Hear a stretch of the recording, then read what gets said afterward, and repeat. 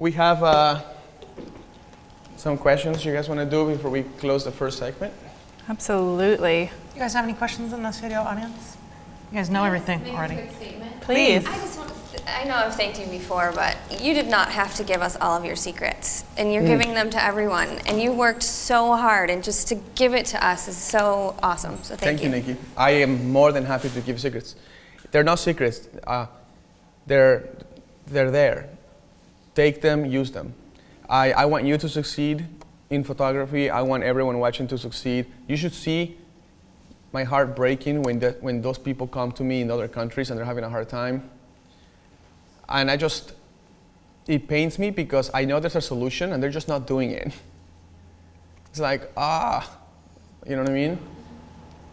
But you're helping us find. I hope so. I hope so. My wish is just, not just my wish, the wish of probably every instructor that comes to Creative Life.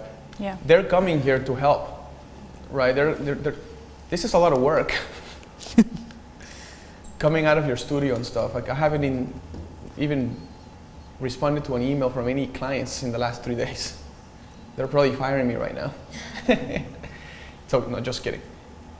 This is a lot of work, but we do it because we love the industry. We do it because we want people to succeed. And I'm personally tired that when I go to a party with my wife and they meet us and they're like, oh, what do you do? And then my wife says, oh, I'm a material science engineer and I work for this company. And then people are like, whoa, awesome. What do you do? Hi, I am a wedding photographer. And then they're like, oh. And it turns from a handshake to a wet noodle. Handshake, wet noodle. The respect just goes, just thanks.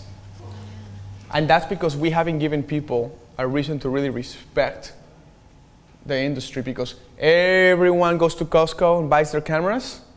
Nobody works on their art. But yet, we call each other artists. Photography is the only art form that we can actually make money doing it, whether you make a little money or no money or a lot of money. You can call yourself an artist without ever practicing your craft. Like, imagine how many years it took Picasso to learn his craft. He's an artist. Imagine how many years of practice it took Tiger Woods to learn how to play golf like that. It took practice. We call everybody artists, pianists, violinists, guitarists. We call them artists. We call ourselves artists, yet we never practice. We just buy the tools. And then we Photoshop them. See what I mean? But then we complain that we are going out of business. So, what else do we have? I'm going to ask this question just because, and we've talked about this several times, but I just want you to reiterate the answer to this question from Rob Mirage, who says, as Roberto is clearly multi-talented, does he not attribute his ability to become an accomplished photographer to be mainly down to his talent as a creative? Does he believe that anyone can do the same? Nice. I believe there is talent tendencies. I believe you have natural tendencies, like somebody could have what you would call physical intelligence, which means your body is physically very limber, and so you become a good dancer. Does that make sense? But you having that physical intelligence, see, there's emotional intelligence, there's physical intelligence, there's like logistical intelligence, there's all these different kinds. You can have physical intelligence and become a dancer, but it's only going to help you so much. You have to develop it. It's like, I would say it's like 10% of it. Yes, of course talent was there. Like, look at Mozart.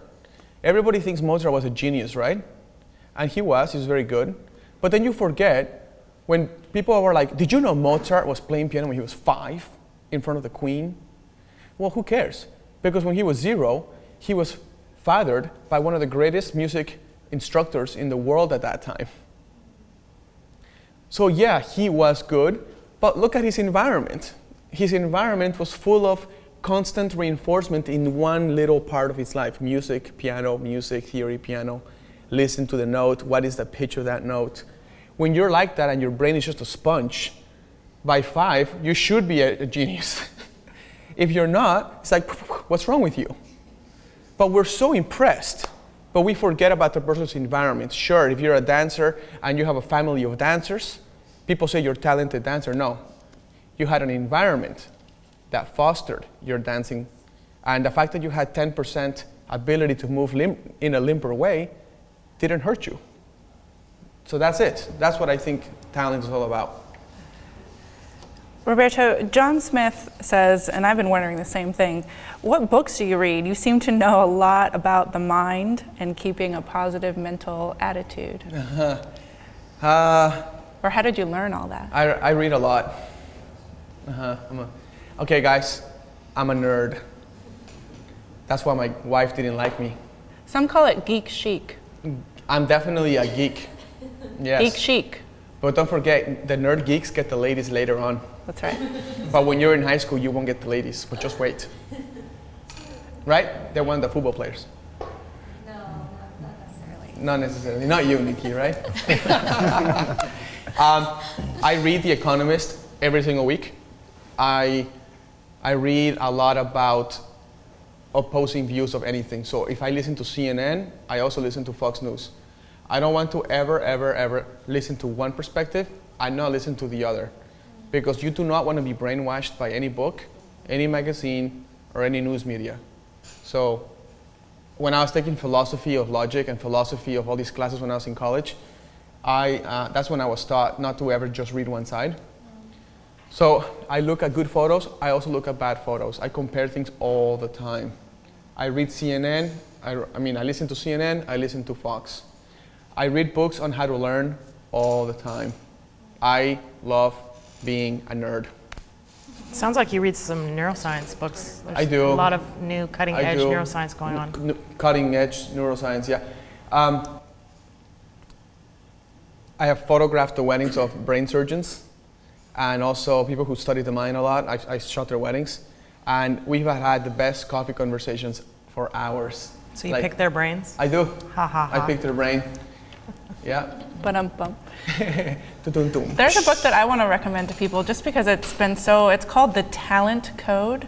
Oh, it's yeah. thetalentcode.com. I've been talking to you about that, Roberto, and it is like exactly what you're talking about. And anyhow, The Talent Code. And we do talk about the Talent Code because when you purchase a Creative Live course, it is chunking. It's chunking in the book, and what it means is that you study the same thing over and over and over until your brain has just completely absorbed it before you move on to the next thing. Right. Yeah, it starts with a musician who learns sort of the first line of the music.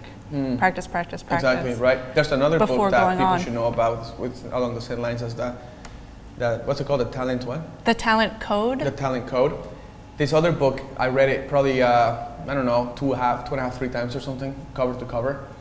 It's called Talent is Overrated.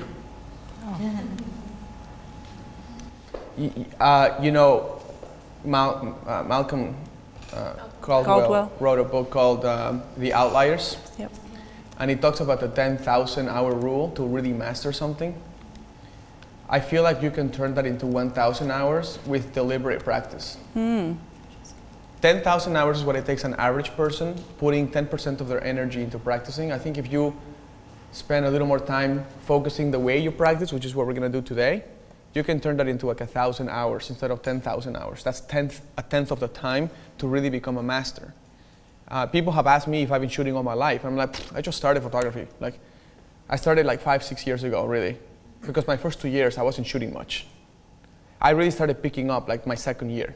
So, you know, so talent is overrated, and the Talent Code.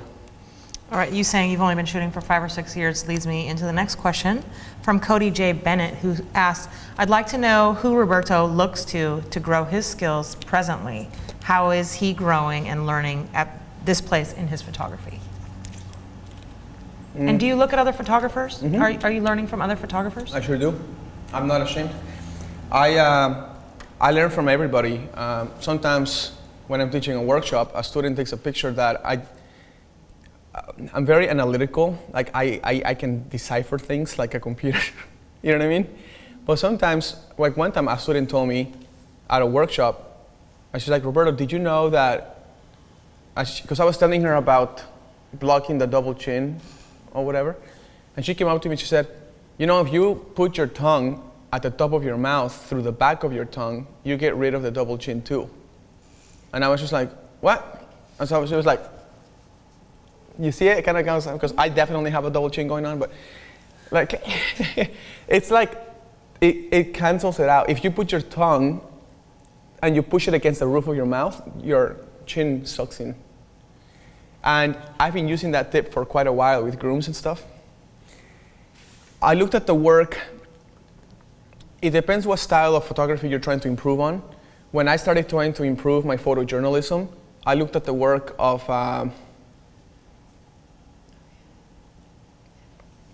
he lives in England. He's a photographer in England, and he is, to me, the best photojournalist, wedding photojournalist in the world. I know who you're talking about. He's my Jeff favorite. Asco.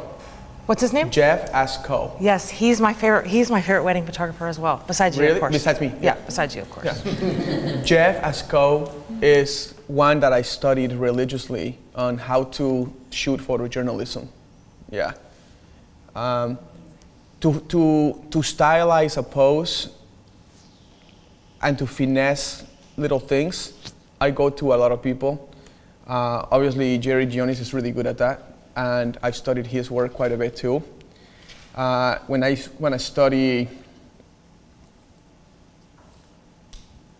simplicity through subtraction and those kinds of like really making a subject stand out, I look at Creative Life's next teacher, Matthew Jordan Smith, because he's a master of subject emphasis.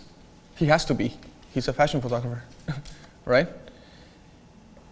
I think we may have crashed some websites. Jeff Asco. Jeff Asco is probably gonna. It's having trouble loading right now. He doesn't even know who I am, I don't think. Maybe now Maybe he he will. will. No, he knows. He's like, hey, Jeff, Roberto's telling. I mean, look, I've never even met the guy. I just looked at his work and I'm like, you're a photographic freaking genius, photojournalist, incredible person. And yes, I have spent many hours looking at his website and trying to decipher how did he get into that moment. And then you look at Michael Jordan and you're like, why is he always in the right place at the right time? Is it by accident or did he study the game? Does he know that if you're about to throw the ball into the basket, that the next possible move is that the ball's probably going to be on the left side of the court? Yes, maybe. So he'll stand on the left side of the court and the ball's there and he happens to be there again. So we say, oh man, he always gets lucky because he's always at the right place. No, he puts himself at the right place at the right time. So when I started studying people like Jeff Asco, I started looking at the little flower girls moving around and stuff. And then I would see a chair like this. Like you see this little bench thing here. And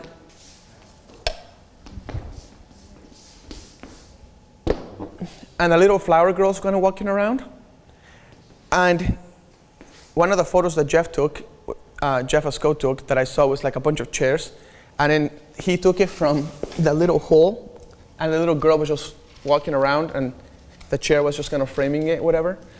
And I was just like, God, that's like, how did you put yourself down there? It's like, well, he saw the frame. He thought there's a good chance she'll keep walking back and forth. So he just put himself at the right place at the right time and took the picture.